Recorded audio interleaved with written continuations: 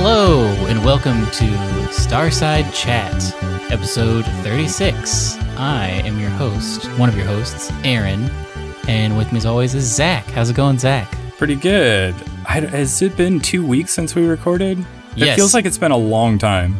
It's been a while. I got a new job last week, and so I was pretty busy and couldn't record. I don't know if you want to talk about it at all, but I am kind of excited for you because it seems like a pretty cool thing. Yeah, I basically am working as I work at like an IT firm. So it's an IT office, but we contract out to a bunch of different companies in our general area. So it's basically IT work, but on a grand scale.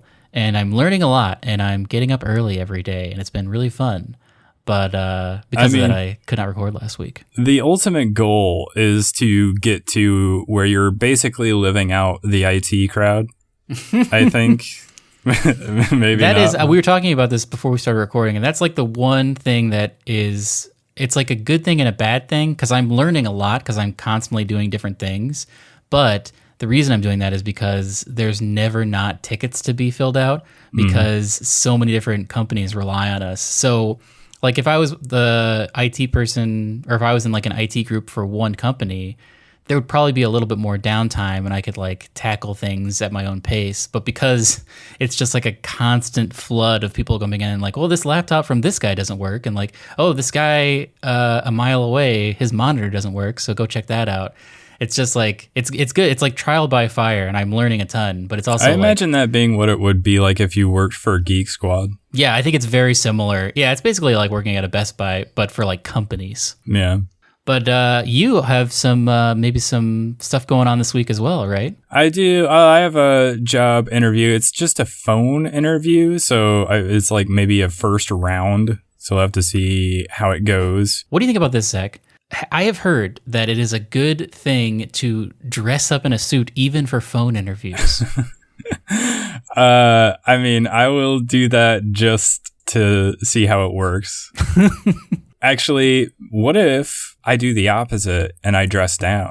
Ooh, just like casual flip-flops? What if they don't walk around, though, and if they hear their flip-flops for in sure. the background? Yeah, I mean, I'm probably going to be sitting. I don't know, man. Maybe you should stand. You'll feel more authoritative if you stand. Yeah, maybe I don't know. I haven't really thought about what it's actually going to be like yet, but I mean, it's just a phone interview, so. I bet there are a million nonsense YouTube videos you could watch about ways to improve your phone interview game. Oh, I'm sure there is. I'm sure there's like a lot about just stepping up your interview game, like the right questions to ask and like how to exude confidence or whatever. There's that Charisma on Command YouTube channel. I don't know if you've ever seen those. No. They have all kinds of videos that are like that, like how to be more confident or seem cooler, stuff like that. Well, should we get into the news? I suppose we should do that. Starting off is there's a free play pack. Is that what it's called? It's for Apex Legends if you are a PS Plus subscriber. So I don't know if you've played any Apex Legends in a while. It's been a little bit of time. I was very into it for a while, but for whatever reason, I've dropped off recently. I think just like school finals got more intense and I stopped having time to put into it.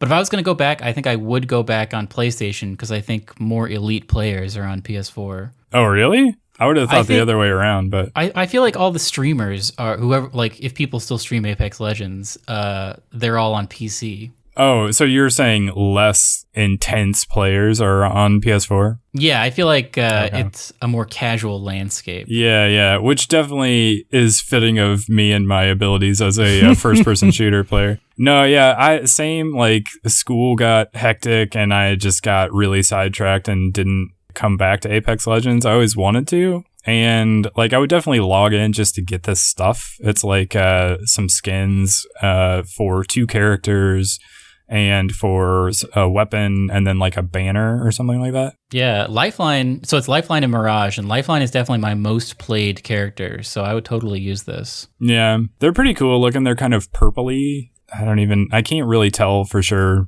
what the design, like what the pattern is, but it's like got a little bit of a pattern to it. Yeah. But yeah, believe it or not, I've actually, instead of playing Apex Legends, I've gone back to playing Overwatch again.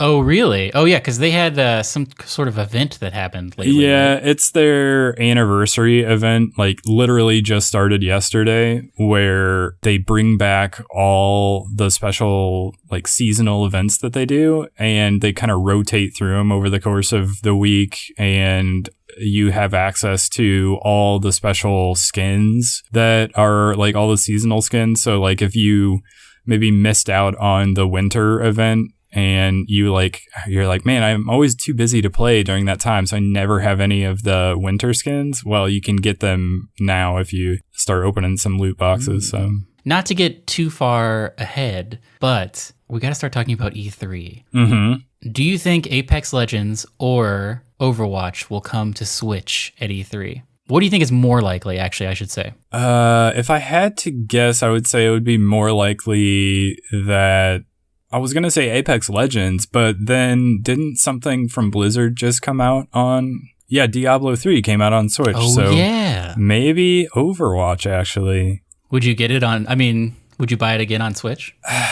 Probably not. So the problem is, like, I don't like these kind of games where it's all about opening loot and trying to unlock all the skins and everything, because they don't make it so that your progress carries over to no matter how many different platforms you play on. Like, I guess Fortnite is pretty good about that, right? Maybe? Yeah, Fortnite, I feel like, and Minecraft are the two, like, giants that are cross-platform in almost every way. Yeah, so I would love it if games like Destiny and Apex Legends and Overwatch were like that, but they're not right now. So it just feels like kind of a little bit of waste of time to play on more than one, unless you just have like friends who are, some are on this platform and some are on that platform. Maybe it makes sense to like go ahead and play on both platforms and just deal with, you know, get what you get when you can. But like, it almost feels like you're sort of wasting your time. I feel like the skins are maybe not that core to the experience, but at the same time, it is like your reward for continued play. Yeah. And like one of the things I like so much about the Overwatch skins and the seasonal events, and why I always come back to them, is it's kind of feels a little bit like tradition at some point, where it's like every Christmas you watch the same movies over and over again, and it's just kind of nice to see like all the Christmas decorations out and stuff like that. And so opening Overwatch again during that time kind of has a similar feel to it. Like I always played during the Halloween event in October for Junkenstein's Revenge, because one, I like the arcade mode that comes with it, but also it's just become kind of a fun tradition. And so I like that kind of thing.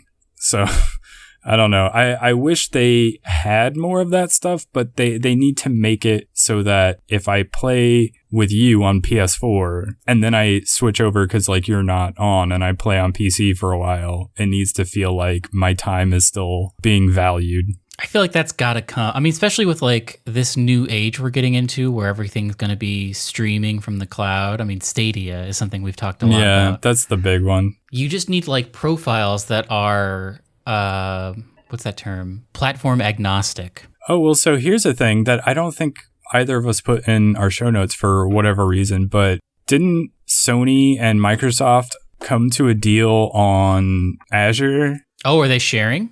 Should probably look this up. I don't know anything about this. I'm very uninformed.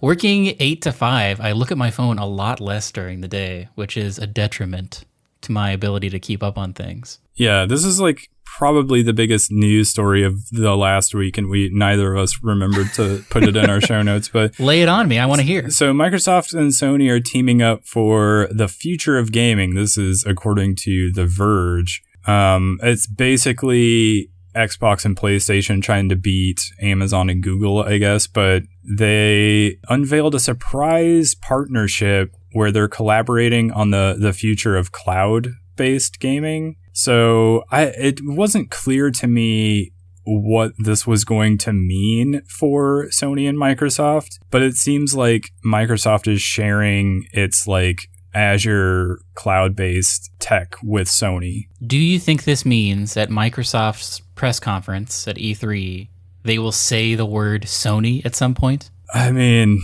maybe. Oh, what about this? Maybe this deal was in the works a long time ago, and so Sony was like, we're not going to be at E3, and everybody was like, what could this mean? What if Microsoft's like, yeah, we're going to have this huge E3 presentation. It's going to be bigger than ever, and then like Sony is just there with them. Oh my God. That would blow my mind. I would love that. Oh my God. E3 is so good. Yeah, I mean, I doubt that that's what's going to actually happen because Sony has also gone over to those Nintendo Direct style, like just streaming information dumps or whatever. But you know what else is crazy about Sony? I did read this week another article being like, hey, Ghost of Tsushima and Death Stranding and Last of Us Part 2 are definitely coming out on PS4, and Sony says again.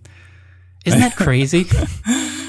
It is, but we've already seen like PlayStation 5 specs, so we kind of know what to expect with that. And why are they targeting PS? Like, it doesn't make sense to me. That's why I still insist that all of those games are going to be games that are out for both generations. They're going to be those like split generations where you could still get it and play it on PS4, but if you have a PS5, it's going to be there too. And so you're just that's the thing, though.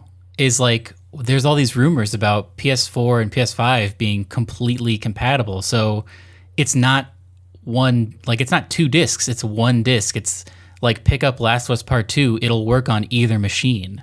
I'm confused though. How would that work? So say you're on PS4 and this game comes out, and instead of it being like, maybe it says on the box PS4/5 and it's here, play Ghost of Tsushima. You can pop it in your PS4 and it'll play at whatever it can do, and then you pop it in your friend's PS5 and then it just looks a lot better. I would say probably the frame rate would be better on PS5. It would probably also have some sort of like giant patch you would have to download with better textures, I would guess. I mean, and supposedly PS5 is going to have HDR technology, so the lighting will look better. But I mean, you'll probably definitely have to download a large patch. But like, I mean, you already have to do that. You have to do that already for a lot of things. But so that makes sense. It would just, you'd be downloading like the high res textures or whatever. Yeah, and they don't have to do that with every game. I mean, there might be some like procedural stuff going on where it just knows like, oh, this is a PS5, this is Last of Us Part 2, the frame rate is capped at 60 instead of 30, and the resolution is 4K instead of 1080 or whatever. I mean, if that was the case, wouldn't they just drop the number? What do you mean? Well, like maybe your console says PS4 or PS5 on it, but the games themselves, like the box disc, like that says just PlayStation on it. Yeah, I could definitely. Yeah, it just has like the PlayStation logo. That's what I mean, because everyone wants to know what the new Xbox is going to be called. And I remember I think it was the Game Informer podcast saying they were just going to call it, or they were speculating they were just going to start calling it Xbox, and it's more of like a service than a console. Yeah, which I think people were speculating about that before they announced that it was going to be called Xbox One this last generation. And then they still called it One, which was very confusing. But yes, very bad rollout for that console. It was very bad. But no, yeah, I think it's interesting. I'm still curious to find out exactly what it means for as far as Sony and Microsoft teaming up on like cloud-based stuff.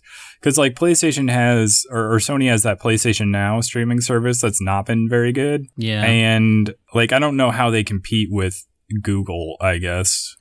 That's the big question. It's all about the games, I guess. I mean. Yeah, true. Well, maybe they're just like Sony wasn't really making a lot of strides in terms of like their cloud service stuff. And so they saw what Microsoft had going and they're like, look, we are like the mainstays of the gaming industry, and Google's going to come in here and blow us out of the water unless we like start working on this together. That could be. I mean, part of me also sees that Microsoft is like getting Xbox Live running on a Switch, and they like want to team up with Nintendo. Maybe Microsoft's just getting to the point where they're like, let's all work together. Let's all be friends. And they finally got Sony on board. But the toughest sell, Sony, who like historically does not play well with others. Yeah. But speaking of playing with others, Zach, I have played 0 hours of Red Dead Redemption 2 online. Well, I can't say I blame you. We did put out a video of our impressions of Red Dead 2 online while it was still in beta, but I believe this story is that it is officially out of beta now. And so they've dropped the beta tag, and it came with some huge updates. So there's new story missions, activities. Yeah, I don't know if I see myself jumping back into this, but I will say maybe we should check it out just to see how things have changed and maybe do a video to see if it's actually worth jumping back into. If I recall, according to the GameSpot article that I'll have in our show notes, you can now play as like offensive or defensive as your play style. So basically it makes it so that you can either freely attack other players or be attacked by other players, or you can choose to be defensive. So you can kind of avoid some of those PvP skirmishes as you're just running around out in the open world, which is one of the big complaints that a lot of people had, myself included, about the beta, was that you might just be trying to run around and do some hunting or do something else, and people just kind of, if they saw you, they were going to come shoot you for no reason. And so every free roam session just sort of turned into this nonstop impromptu free-for-all, and that was not fun for a lot of people, and it got really old really fast, and so people had to like swap servers in order to try to avoid those people. So that sounds like one of the big issues with Sea of Thieves as well, right? You were just like constant griefing. Well, and to a degree, that's like part of the thing. That's like what the game is, especially in Sea of Thieves' case. And to an extent with Red Dead Online, it's a little bit different. So like with Red Dead Online, there are missions that you can do, or sort of side missions that you can pick up. And like I showed in our video that we have on our channel, they can be pretty boring unless some other player comes to attack you. But if some player comes over to attack you, most of the time, in my experience, in my limited time playing, they were just going to kill me and steal my mission and complete it for me, and it was going to be awful. So you had two options. One, it was going to be super boring where nothing would happen. You would just go, it was basically fetch quests where you would deliver something, or you would sit on a guy with a carriage and sort of play defense for him as he drove to his destination or whatever. Mm-hmm. And those were super boring. But the way that it got more spicy and interesting was to have other human players come along and attack you while you're trying to complete them. And of course, that just meant I was going to fail the mission. So like neither of those were fun to me, which is why I don't particularly want to jump back into this. But a Sea of Thieves was kind of the same thing. You go try to find treasure, and while you're returning it, it's supposed to be like old pirate times where like people could happen upon you and destroy your ship and steal your loot. And that's what the whole experience is. So like I understand why that sort of has to be part of the experience, but I wish there was another, like they just fundamentally gone about it a different way with Red Dead Online. So and I think for people that do just want to hunt or do other activities in the free roam, just having that sort of offensive or defensive play styles is really going to help things out. So I'm curious to see if maybe things start picking up for them once people get a chance to play some of this, just because it seemed like it was not doing well for Rockstar there for a while. No, so. I heard no one talking about it. But yeah. We talked a lot about Sea of Thieves. What if I wanted to play a more Ubisoft style of Sea of Thieves? Well, I got news for you. It's not going to be at E3 this year, and it got pushed back yet again, apparently. What's going on with this game? I don't know. And there's supposed to be, didn't you say there was a TV series that was happening alongside of this? Oh my God, I forgot about that. Yeah. I mean, what is going on with this? I don't know. So they delayed the game again, and it's not coming out until sometime early 2020, I believe. It was supposed to come out, I believe, this fall. Originally, it was supposed to come out last year. So it's been pushed back a couple of times. This just seems like it's falling in line with a lot of other similar online games that maybe the development cycle is a little troubled and they have to push it back a bunch of times. It's concerning for people who were previously excited about this game. But they're going to have a TV show, so I don't know how that factors into things. Maybe they're more inclined to stick with the game and try to fix it if need be after it launches, just because they have so much invested in it. Yeah. I don't know. I mean, I would watch someone play this, but again, I hate ship combat. I feel like I've talked about this.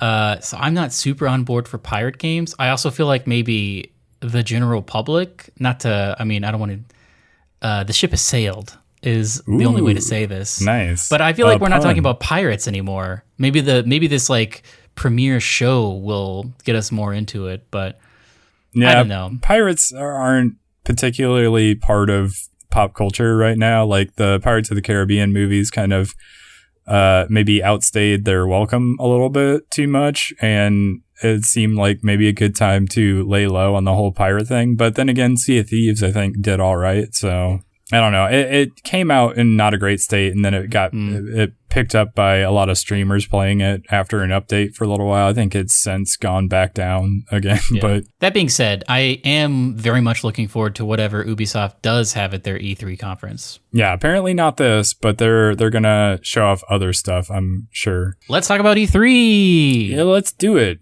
So I don't know if you want me to run down some of the games that are going to be shown, because GameSpot does have a list of all the games that they're aware of so far that are going to be at E3. What on this list are you most excited for? Here's what we should do. You tell me the name of something, and I will give you a one word about what I think about it, and then we can either expand on that or just keep going. Okay. I'll run down the list, and you can say. So, Anthem. Why?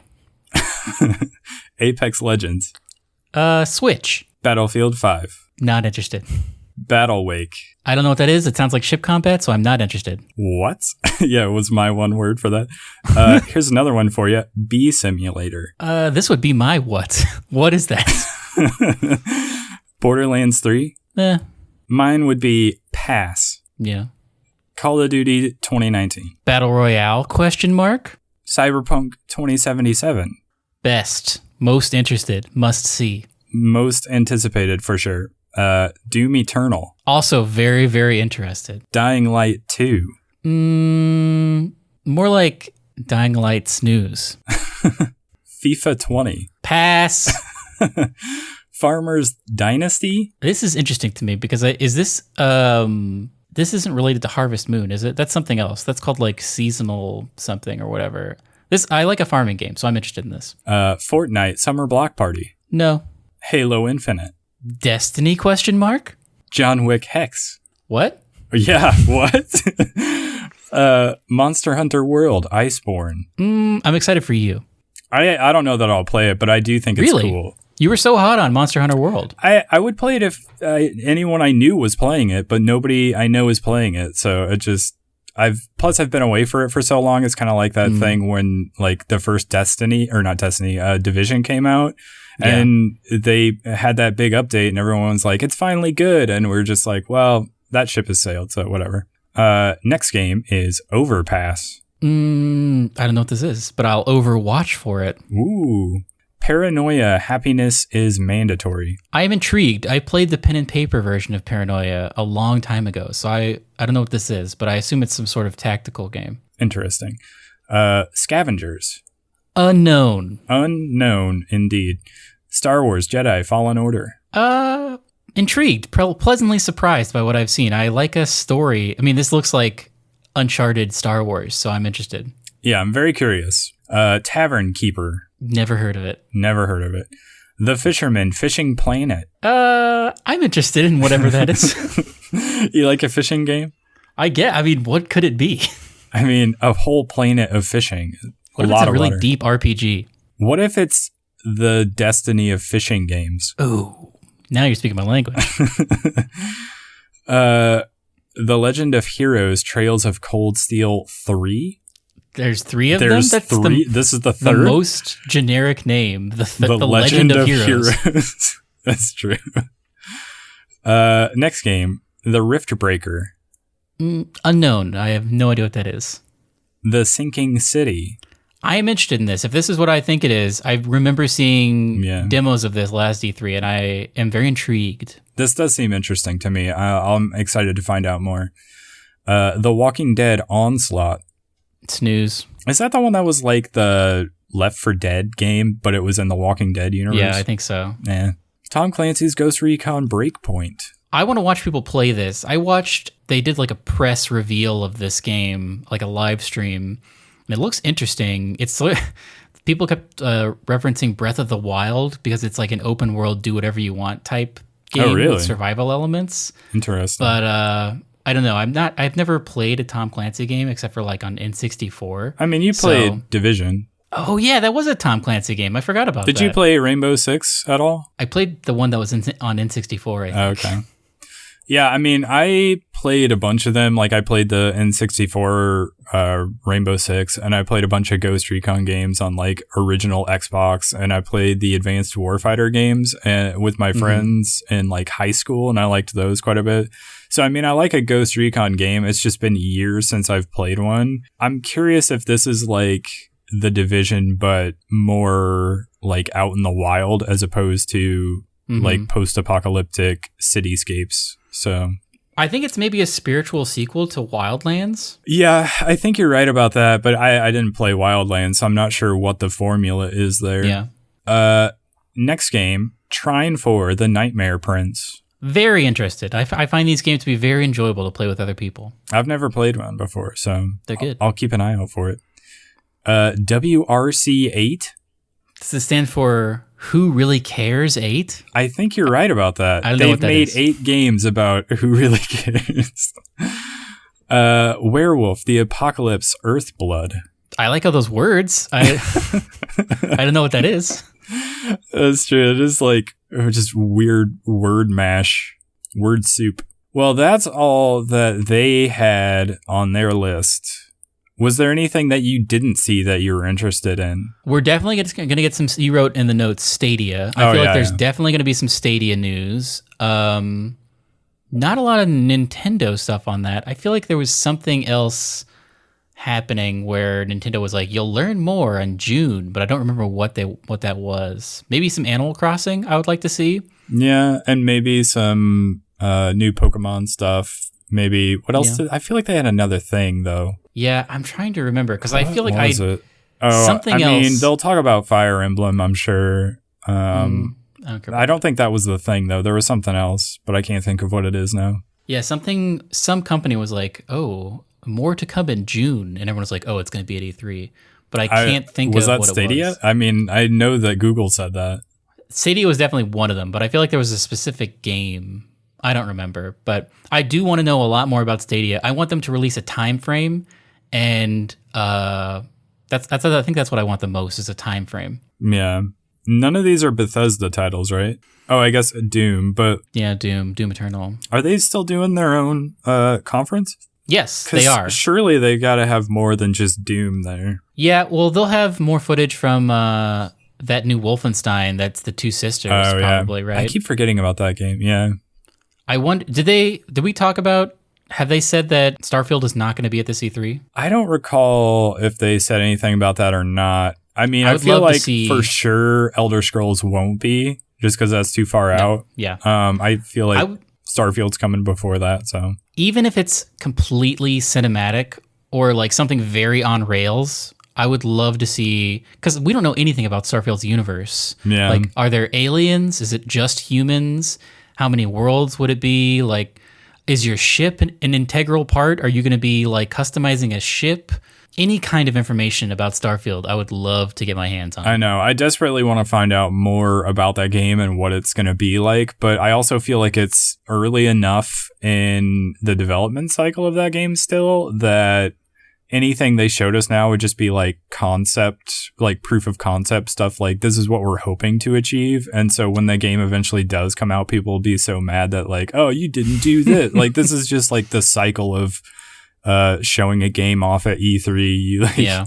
And still, though, I want to see those aspirational videos. I want to see. I mean, I like them too. I like to see sort of what they're aiming for, but people misread that as like, this is a promise of what the game is going to be. It's like, nah, that's not really how it works, but all right. Oh, I would like to see more of that Vampire the Masquerade Bloodlines sequel. I don't know if we'll get to, but I'm very interested in that.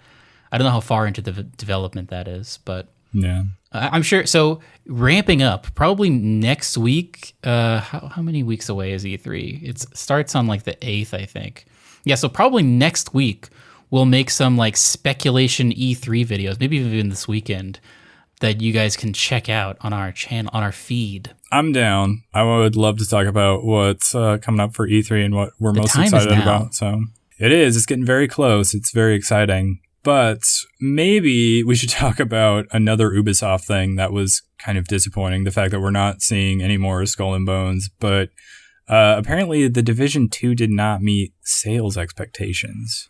This is surprising to me because I feel like I didn't hear any negative reviews of Division 2. I thought it was surprising as well because, yeah, like especially following up Anthem that everybody was so disappointed with, it seemed pretty universal that The Division 2 was like a good game. So, yeah, neither of us ended up playing it because we weren't super excited about it, but it is surprising that it just didn't do well. I think this says more about gamers and their willingness to put up with games as service games now, especially after Anthem, and just like I kind of talked about this on a previous podcast when I was talking about Anthem. It's just that like people in general are growing more and more to hate the game as service model. Mm-hmm. And so even when you make one that is good or is like something that is a solid game, the solid foundation for a game, people are more and more just sort of getting turned off by these. And I think it's not good for a lot of games like Destiny. And I mean, there's also like Fallout 76 that didn't do well as well. So like people have been burned by them a little bit. So I feel like it just says more about the genre than it does necessarily The Division as a game. Ooh, speaking of Ubisoft, something else I think maybe we'll see at E3, Watch Dogs 3, which I would definitely play. I haven't played any of the Watch Dogs games, but this one you told me was supposed to be in London? Yes. Word on the street is it is in the UK. I think it's also rumored to be a female protagonist, which would be a first for the game. I loved Watch Dogs 1 was fine. And I mean, I played it to completion, but Watch Dogs 2, I loved the story of, because it was basically a spiritual sequel to Hackers in a lot of ways. And just like Ubisoft games in general are good, the whole like finding a base of enemies and then like breaking into that base either with force or stealth. And Watch Dogs 2 gives you a ton of really fun toys to play with. They give you like a drone you can play with, and actually technically 2 drones because you have like a little RC car as well. And just like your ability to shape the world with your hacking, I don't know. I really, really liked Watch Dogs 2. So I'm very much looking forward to whatever Watch Dogs 3 is. I mean, I'm pretty interested in it as well. If it does end up being in London, like I wanted to play the first 2. I just never got around to them. Like they always came out alongside like other stuff that I was more interested in. Or I would say you can skip Watch Dogs 1, but if there's a Steam sale or even like a PlayStation sale where Watch Dogs 2 is like $10, you should definitely pick it up. Yeah, I mean, I probably will. I'm interested in seeing more about Watch Dogs 3 whenever they have that information. So maybe E3. Otherwise, TBD. We'll have to wait and see, I guess. This is another little story that I don't know how much you care about, but they're apparently making a feature-length follow-up to that 2015 short film called Kung Fury. I always meant to watch this. I would always see clips of it on like Reddit and Twitter where he's like talking to a dinosaur and stuff. Yeah, so in the short film, he has he's a police officer and his partner is like a triceratops. Makes sense. Yeah, I don't know. This was one of the first things that I really can think of that like really rode that vaporwave, like retro wave, like aesthetic, just hardcore. Maybe this was, I don't remember if this was before or after Far Cry Blood Dragon. But I think this was after, I want to say. Yeah, I want to say it was after. So maybe that was the first one. But like this is basically, it was sort of, I don't know if you want to say making fun of, but it was just sort of a comic throwback to like all these old like 80s movies where you had sort of a time travel thing, and the main character kind of looks like he's like the Karate Kid, and there's just all this stuff like that goes into it, and it's sort of riffing on like all these classic 80s movies.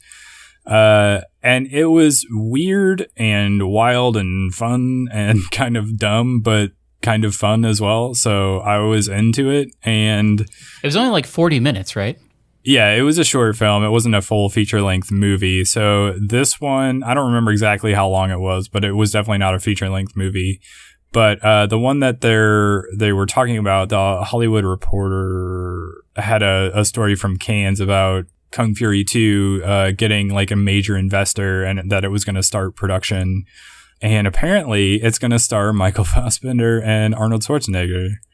That's a great cast. Kind of, yeah, that's kind of cool. So yeah, I'm very excited to see like a trailer for this movie at some point. It's also kind of a crazy story. Like maybe we should go into it at some point, but like I would do a Starside flicks on this. I've never seen it before. Yeah, maybe we should. But these guys like that have a YouTube channel, and they're like from Sweden, I think, and they just like threw this thing together, and yeah, it ended up being this huge like cult classic that everybody was talking about. So speaking of things people are talking about, Playdate. I have not heard about this, so you're going to have to tell me about it. Hot off the presses, announced today. What if I told you there's going to be a new handheld console? I'm interested just looking at it. What if I told you it has a fishingman crank on it? Is that what that's called? I guess, yeah. It looks like a reel, like from a fishing rod. The people who published Firewatch are making this. Panic is their name. They published Firewatch, and they're making the Untitled Goose Game. And it's launching with 12 games from people like the creator of Katamari Damacy, as well as like a bunch of other kind of like video game celebs. It's going to be like $149. I think they have a release date for it.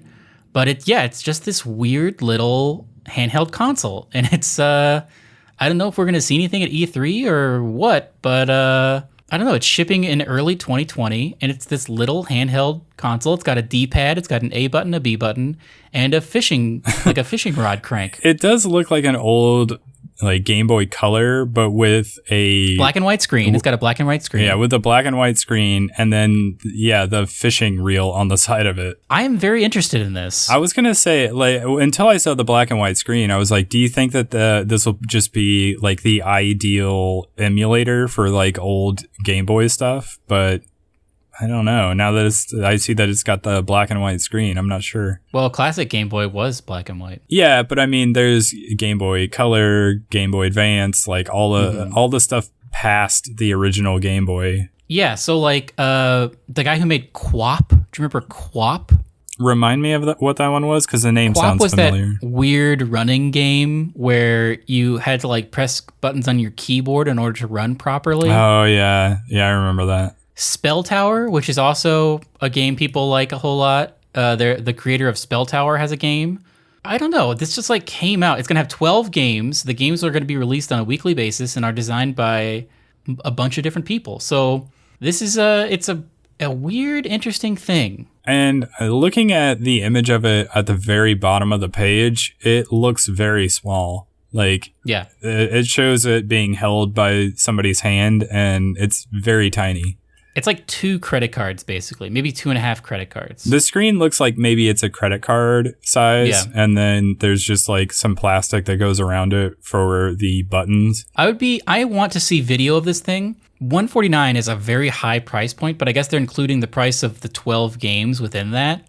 Yeah, so is it Wi-Fi enabled then, I guess? I am not sure. It has a headphone jack, but I don't know. I'm sure this leaked, or not leaked, but this was like released like 4 hours ago. So I'm sure we'll get a lot more videos on this in the coming weeks. Maybe they'll be at E3. Who knows? I would love to see a video breakdown of someone playing some of these games on E3 at E3. Yeah, this definitely seems like very niche, but it's kind of, I don't know, it's weird and interesting, so I kind of like it. Speaking of weird and interesting, actually, no, let's talk about this first. The Oculus Quest came out on Tuesday. We don't really have to talk about this much because I won't be getting one right now, but Oculus Quest is great. It's VR for everyone. There's no PC required, no phone required, 6 degrees of freedom, tracked controllers, inside-out tracking. It's a great step in VR, and everyone should at least go to like a Best Buy. I think Best Buy has demo stations for this, but if you're at all interested in Best Buy, if you're interested in Best Buy, definitely go check this out. But if you're interested in VR at all, this is like a very low price point to get in on like really, really good VR. So definitely check this out. Yeah. I'm more interested in the next thing though. So tell me about Minecraft Earth. Zach, Minecraft is a great game, and I made a declaration, I think it was on our last show, that I was going to start playing more Minecraft. Well, as it turns out, they're getting into the mobile game type thing. I mean, I guess Minecraft Mobile is a thing, Pocket Edition.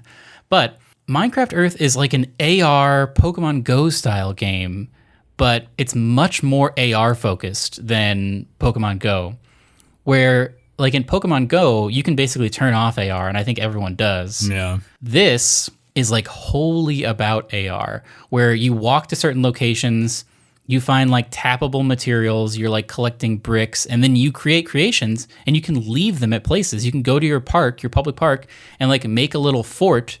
Like you can throw down like a build plane and leave your creations out in the world for other people to find, just like you would on like a Minecraft server, which I'm very interested in. I have not been I play Pokemon Go, but I'm not like super into it.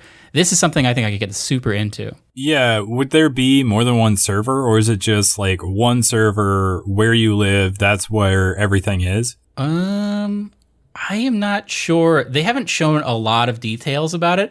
The video they released was like very much just concepts, not even like what actual gameplay would look like.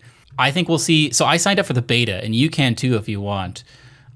Just like type in Minecraft Earth beta and it'll take you to the place. You have to have a Microsoft account. But the beta begins in like late June, early July, I believe. And I think, like I was reading, I think Jeff Cork at Game Informer got to see a little bit of it. And he was talking about, they were showing demos where you're walking around, you're finding like, they call them like tappables, where you mine, you'll see like, you'll just be walking on the sidewalk and you'll see realistically some AR like bedrock or something, or like tappable blocks on. This is going to use your camera a lot more than Pokemon Go does, I think. And you'll mine them, and then those aren't consumable. You just have those blocks that you can craft whatever you want with, and then you can even collaborate with your friends and like build something together, and then you sort of leave it in the world. I think they were even talking about like you can interact with stuff. So it's like redstone and like pressure plates are going to be a thing, to where like you can walk on a pressure plate and things will happen within the environment, which I think is very cool. Oh, yeah, that's interesting. Yeah, I think I read that. This seems very interesting to me, even though I'm like, I've never played Minecraft before. And I've previously had very little interest in playing it. I think I would actually like to try this game out. I would too. I'm very excited. We'll have a lot of coverage of this. I also recently got a new phone. I got a Pixel 3a. So I now have a phone that can definitely handle a bunch of AR stuff, whereas my old phone really chugged even when I did some like intense Snapchat filters. I have the feeling that this is going to be a real battery hog when it first comes out. I'm sure. And they're going to have to do a lot of battery optimization over time. Especially since, like he said, it is going to definitely use your camera and the AR stuff a lot more heavily than games like Pokemon Go does. Now, the one thing everyone always brings up when they talk about this game is how do you stop people from just destroying everything or making like gross stuff that you would have to censor? Exactly. Yeah. Yeah. How do you not just walk into a public park and just see tons and tons of explicit images like on your screen. It's true. And they have said they are working on ways to fix that. They're also working on ways. They were saying that like they were talking about how Pokemon Go sometimes did stuff procedurally that was not good, where like a Pokestop will be at like a war memorial or like in a cemetery or somewhere where it should not be. So they're working on like making the algorithms better to where it's more interesting places are where you want to go to collect blocks and see creations. But I love this. I cannot wait for the beta to happen, because I think this is my favorite news item of the week, if that's a new segment. Maybe we should have that, like pick our story of the week or whatever. What's your story of the week, Zach? I mean, mine was going over the E3 stuff that got confirmed. Or no, maybe it was the Microsoft and Sony partnering. But another thing before we move on to our next little stuff, speaking of mobile games, apparently the Mario Kart Tour beta is out. What? Just for people that got approved if you like tried to sign up for the beta. Did you get approved? And they'll send you like an invite or whatever. I did not. Apparently not very many people did, but I want to see this. If you're lucky, like so far, I think the people that were able to get in were also told that they're not supposed to share like video or images. So it's like, it's one of those betas or whatever, but I think some people have actually done it anyway, just because that always happens. But I don't know what the early impressions are. It's like competent, but it's also got plenty of microtransactions, which I guess you expect.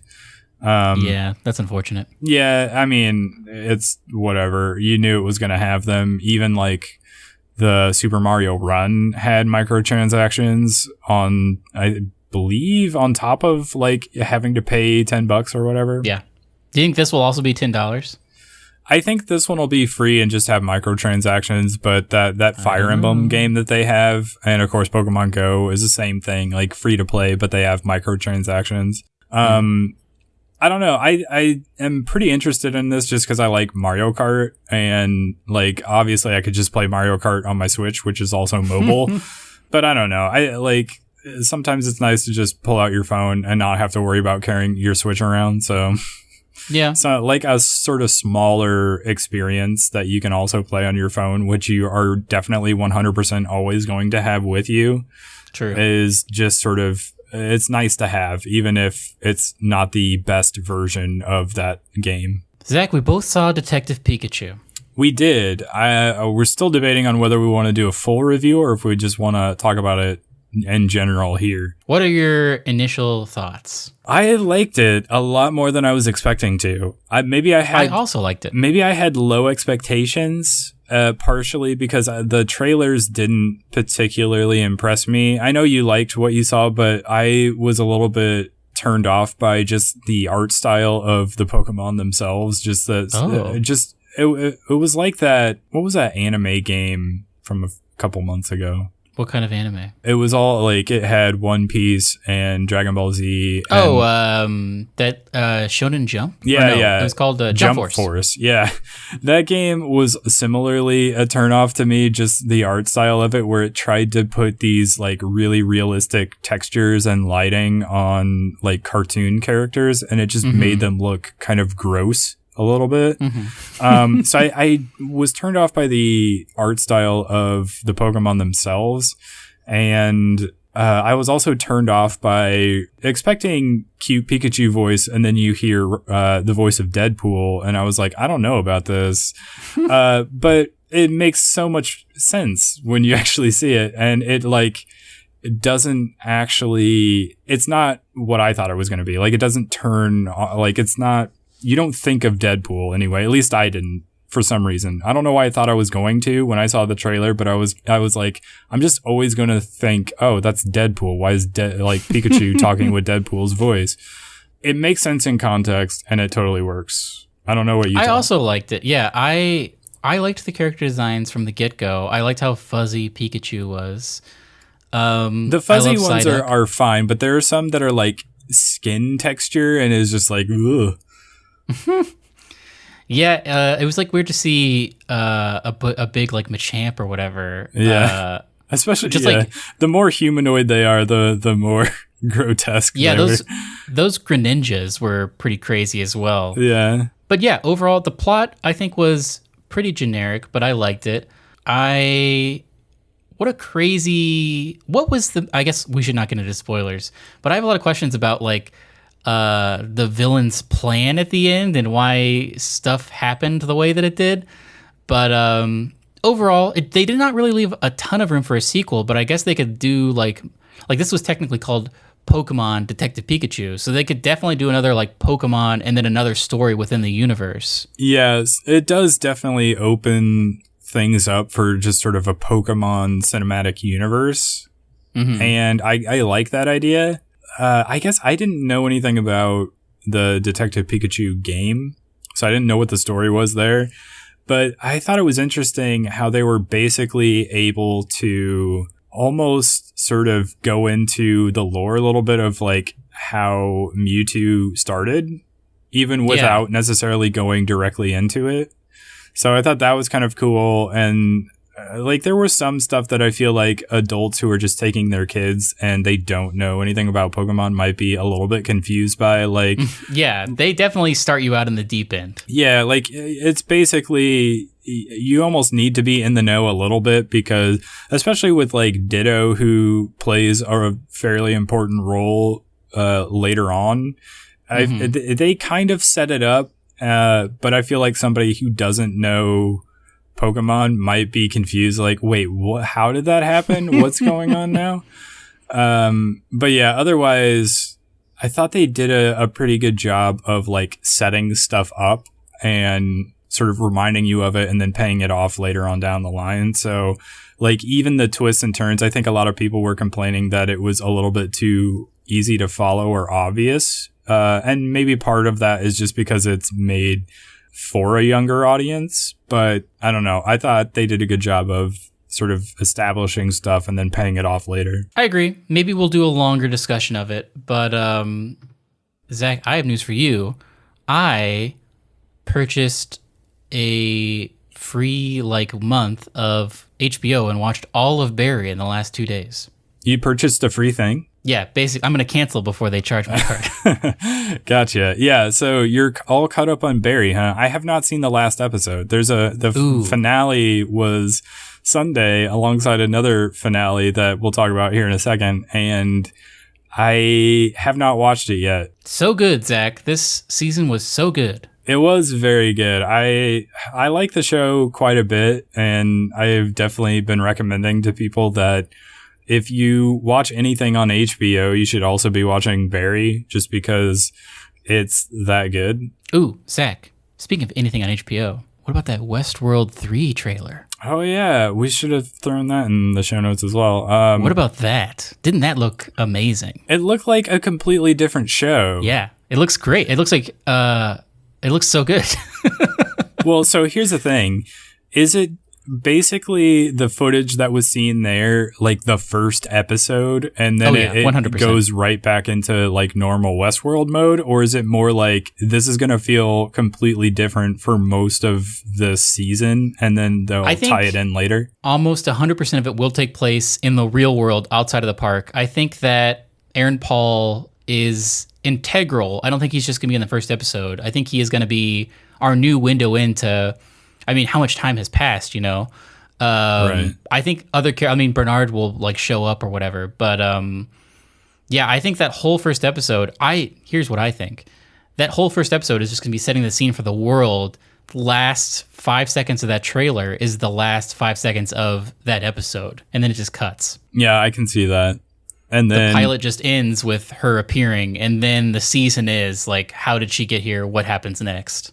Will that feel weird, though? Like, to make most of the rest of the season sort of her story, but we spend, like, an entire episode with this one guy? Like, I guess maybe they need to establish him so that he... I think... Because we need to be emotionally invested in him. Right. Because I think he's going to become integral. Yeah, well, I'm just thinking about how they've done the past 2 seasons, and they didn't spend one episode on, like, one person. What if this, Zach? We don't know. We're unstuck from time, much like Bernard was last season.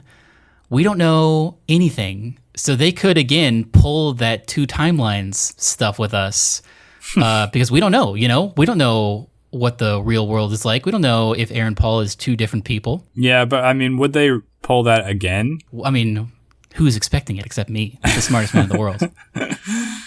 Yeah, I mean, I guess it's possible. It could be interesting to do a lot of theorizing about Westworld. Maybe we should do a Westworld recap episode as well after every episode. I can't wait. More before that, we're gonna do Expanse episodes whenever that happens. Yeah. I assume that's happening in the fall. You would think, right? I'm not sure exactly when they're gonna start. It's gotta be this year. Airing. But yeah, I'm very excited about The Expanse. If you're like me, and spoilers for what I'm about to talk about and you were super disappointed with Game of Thrones, and you're like, oh, the show that I previously called the best show on TV and had been following for a long time is now over, well, you can move on to The Expanse. And it's basically Game of Thrones in space, but better. Also, another great show is What We Do in the Shadows. Yes, which... have you been keeping up with it? Yes, I guess I was waiting to talk to you about it on the podcast, but I finished the season finale, and what a crazy get for all those actors. Was that the season finale? Was it? Was there another episode this week? That's a good With question. all the stops they pulled, I assumed, and it kind of wrapped up that one story, I assumed it was the final episode of the season, but maybe it wasn't. That would be great. Well, I thought there was one after that. Was there? Man, you're blowing my mind right now. I'm going to go download it. But, even if that wasn't the season finale, what a crazy thing. That came out of nowhere. All of those, especially Wesley Snipes, I thought that was the best one. Yeah, and I liked that they brought back the original 3 from the movie, and I liked that they just had all these people who had played vampires previously, and they just used their real name as the thing. I don't know. It was cool. I liked seeing all those people together. I wish there was more from the original 3, but yeah, wishful thinking. What a great first season, though. Oh, Zach, you are right. There's like 3 episodes left. Yeah, so that one was episode 7. Yeah. The one that you were talking about. Yeah, they're doing 10 episodes. I thought 2 for to sure. watch. One came out tonight. Yeah, I thought for sure. I was like, I know I've seen one other episode after that. Man, I am super excited. I just assumed that was the finale and didn't look for more episodes. This is great. I mean, I can see why you would think that. It did have the feeling of a finale just because they threw so much at it. But it was also cool. Dave Bautista was in it. And if you like Westworld, what's her name? Who plays Dolores, and I cannot think of her name, is also in it. I forgot she played Dolores. What is her name? Her name is... we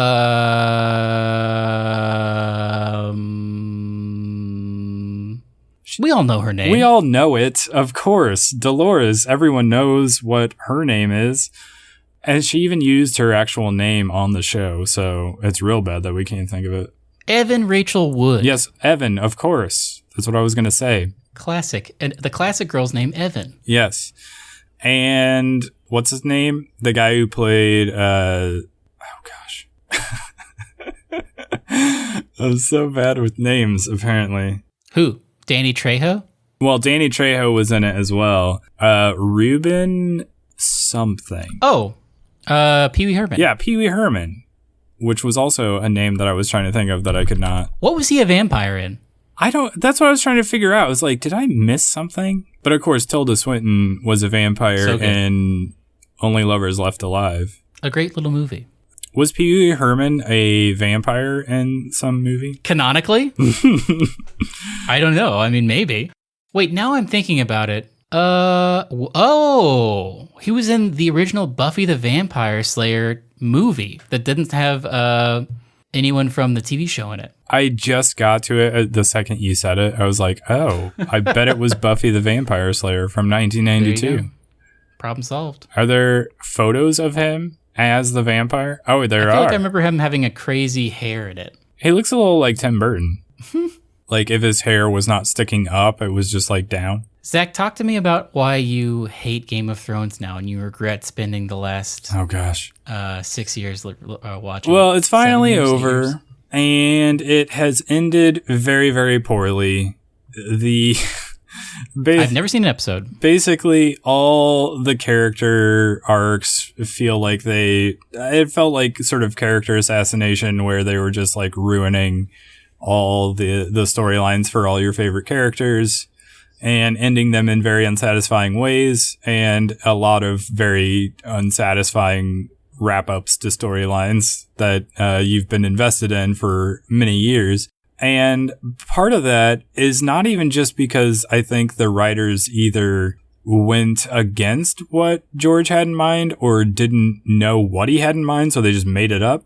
In some cases, I think they did do what George was planning on doing. But the problem is HBO and George R.R. Martin wanted 10 seasons of 10 episodes each, and they offered that to the showrunners, the double Ds, Dave and Dan, and they were convinced from like the very beginning that they could tell the entire story in 7 seasons, and they tried to very stubbornly stick to that, to the point where they eventually compromised and did like 8 seasons, with season 7 and 8 being sort of shortened. Like there was, I think, 7 episodes in season 7 and 6 in season 8. So they did more than they were planning on doing, but not very many more, like maybe 2 or 3 more episodes than they had originally planned to do. And it was very clear by the end, not only that they were, instead of adapting George's writing, they were having to create for themselves, and they're good adapters, but they're not good creators. And it just fell apart because everything felt super rushed at the end, where previously they would spend like an entire season, or at least like half a season, sort of developing a character or working through a particular storyline to get a character from point A to point B. Suddenly now they were doing that within the space of like half an episode or just like 20 minutes, you know. So everything felt super rushed. And so a lot of the character turns towards the very end didn't feel very earned to a lot of people. And it ultimately doesn't make sense how they chose to end it. I won't say any spoilers just in case somebody has not seen it yet that wants to, but there's some nonsensical decision making that went into it, I think. And there's like, you can basically break down a lot of the final like 3 or 4 episodes and just point at all these things and be like, this doesn't make sense. This doesn't make sense. This doesn't make sense. Like just logically going through your head with like the characters you've known up to this point. Like they either wouldn't do this or they've specifically said things that would conflict with what they chose to do later. You know, it's a lot of that kind of thing. So it feels like a whiplash a little bit. And so because of that, there's this like whole petition on change.org that is like people wanting them to redo season 8 of Game of Thrones, but with like different writers. And it has nearly 1.5 million signees on it. And it's not even that they believe that this is a thing that would happen. It's more like sending a message to like say, hey, we're not pleased with this and we need to vent. So join us. Here's a question, because someday, hopefully, maybe not, but someday the final book of this series will come out, and it will probably be different from the TV version. Do you think HBO will be like, here's the book version of what happened, and like, I feel like shoot new episodes? I doubt it, just because it would be impossible to get all the actors back together to... What if they recast it? Well, then it would be really weird. I don't know. I feel like... Think about it, though. If like, they were going to do that... If they were going to do that, I feel like they would ultimately have to start over and just do a complete new adaptation of it. And that, I feel like, might happen eventually one day, like 10 years down the line, if he's finished all the books and somebody wants to take a chance on trying to redo it and put it up against the old show, even though like at least 6.5 of the seasons in Game of Thrones are pretty great, especially the first half of those are like just excellent television, and then it gets really bad and falls apart at the very end. We didn't have to wait that long for another Watchmen thing to happen. Yeah, I mean, like I said, they're always redoing things. They're always doing another, like a remake of that, or they're doing, you know, a sequel to this or that. So it's possible that at some point George's books, once they get completed, will do like another remake of the show or take another shot at the show, but they're not going to just do the final season, bring back the old cast and try to make them look like they did back then and try to wrap it up the way it was in the books. I don't think that'll happen. We'll see. But George R.R. Martin did say there are going to be differences in his books. Like some of the stuff will be the same, but obviously in his books there are like more characters that were never on the show. So it has to end differently than it did in the show. But I do suspect that a lot of the like main plot points will still hit the same beats that they did in the show, just that George will take more time getting there, so it will feel more earned than it did in the show. And he also said that he's got 2 more to write, and he said the next one should be done by next summer, and that if it's not done by then, that he gave the fans permission to like imprison him in some like home in some place and until he finished it. So, I mean, there's that to look forward to, I guess, if you don't want to give up on the series. But I don't know, like this, it's kind of like Lost. You know how Lost ended so poorly and people hated it, and then like a lot of people, because they disliked the way it ended, they never wanted to watch the show again. And you had other people who hadn't seen it, and because it ended so badly and they heard about it, they didn't even want to watch it in the first place. I feel like that's what's going to happen to Game of Thrones, where... Oh, yeah. I agree with that, because I also have no interest in watching it. Yeah, like, nobody's going to want to watch Game of Thrones over again if they hated the ending as much as I did. And, like, people who had never seen it are not going to want to bother if they know the ending is, like, it's this divisive. And then you have the showrunners who are going on to do a Star Wars trilogy next. So I feel like Star Wars is not going to be good for a while, because you and I already don't love the current series. And now these guys who have just exposed themselves as not being able to create for themselves are going to go do a trilogy. So yeah, I guess we'll see. I am very interested to see what even that trilogy is, since it's going to have nothing to do with any kind of Skywalker type thing. Yeah, and it's Old Republic stuff. Oh. Or at least that's what the rumors are, is that it's going to be set in the Old Republic. Zach, how's that Shakedown Hawaii? I would like to do a video for this at some point. This came out probably a couple weeks ago now. It's time has gotten away from me, but I've been meaning to play a lot more of this. This was a game that I was looking forward to ever since the Switch launched, because it was in... like a trailer for it was mixed in with all the other trailers for like launch titles of the Switch, and then it just got pushed back and back and back, and then it just came out a couple weeks ago. So it's basically, what is that? Or something Ramble? Retro City Rampage. Yeah. So basically it's a sequel to that, like many years down the line. The like main character of that is old now. And it is sort of like GTA 5 a bit, where you're sort of jumping back and forth between a father and son character, or just like multiple characters. And it feels a lot like an old, like GTA 1 and 2, where it's sort of more the top-down perspective. And you're sort of hopping in cars and driving around, and you're shooting things up, and cops will come after you. I had a lot of fun with it. I really enjoyed it. I like the art style. It's like the pixel art, and it's got a very synthwave soundtrack, and it's very heavily sort of 80s, 90s inspired. So I don't know. I'm into it a lot. I haven't played enough to get a sense of what the overall story is, but it does seem like you're